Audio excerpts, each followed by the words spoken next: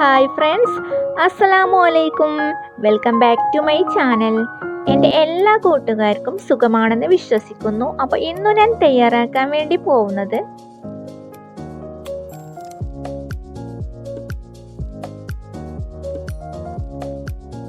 ചീരയിലയും പരിപ്പും വെച്ചിട്ട് നല്ല നാടൻ സ്റ്റൈലിൽ എന്ന് പറയില്ല കേട്ടോ. കാരണം ഈ ഇല വെച്ചിട്ട് ഒരു തട്ടിക്കൂട്ട് ഒഴിച്ചുകറി റെഡിയാക്കാമെന്ന് വിചാരിച്ചു.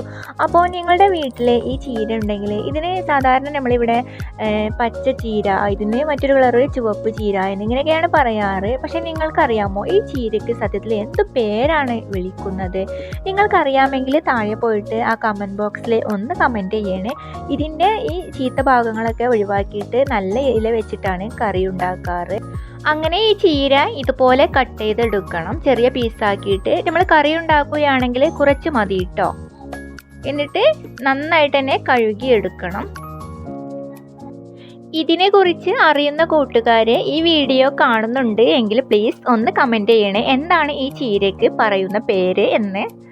അങ്ങനെ കറി ഉണ്ടാക്കാനുള്ള പരിപ്പ് ഇവിടെ വെള്ളത്തിൽ അല്പം ഷോക്ക് ചെയ്ത് വെക്കുന്നുണ്ട്. ഇത് ഇങ്ങനെ ചെയ്താൽ ഈ പരിപ്പ് പെട്ടെന്ന് തന്നെ കുക്കായി കിട്ടും കേട്ടോ.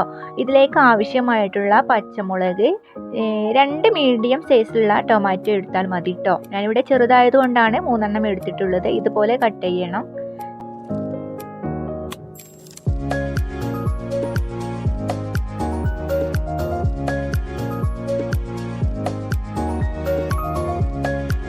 കുതിർത്ത് വെച്ചിട്ടുള്ള പരിപ്പും അതുപോലെ ഈ ടൊമാറ്റോയും പച്ചമുളകും എല്ലാം നമുക്ക് ഒരു കുക്കറിലോട്ട് ഇട്ട് കൊടുക്കാം. അതോടൊപ്പം ആവശ്യത്തിനുള്ള വെള്ളവും ഒഴിച്ചു കൊടുക്കണം.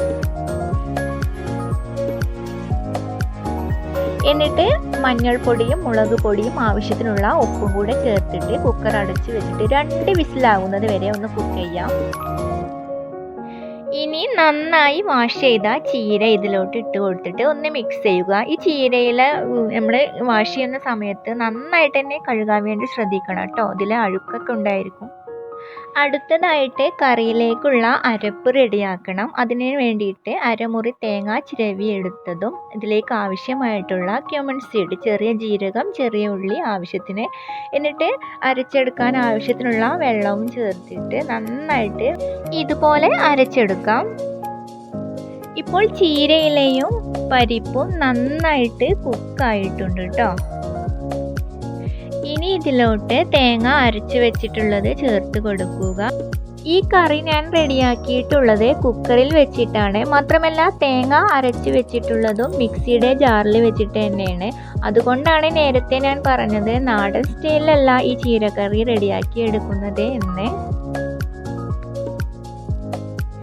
ഈ കറി തിളച്ച് വന്നതിന് ശേഷം ഇതിലോട്ട് അല്പം വെളിച്ചെണ്ണയിൽ കടുകിട്ട് പൊട്ടിച്ച് കൊടുത്തതിന് ശേഷം ഇതിലോട്ട് ഒഴിച്ച് കൊടുക്കുക.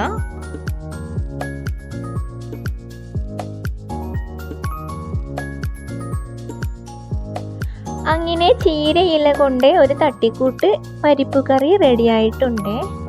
ചോറിൻ്റെ കൂടെ അടിപൊളിയാട്ടോ, ഒരു രക്ഷയുമില്ല. ഇതുപോലെ ചീരയില കിട്ടുമ്പോൾ നിങ്ങളൊന്ന് ട്രൈ ചെയ്ത് നോക്കണേ, ഫീഡ്ബാക്ക് അറിയിക്കണേ.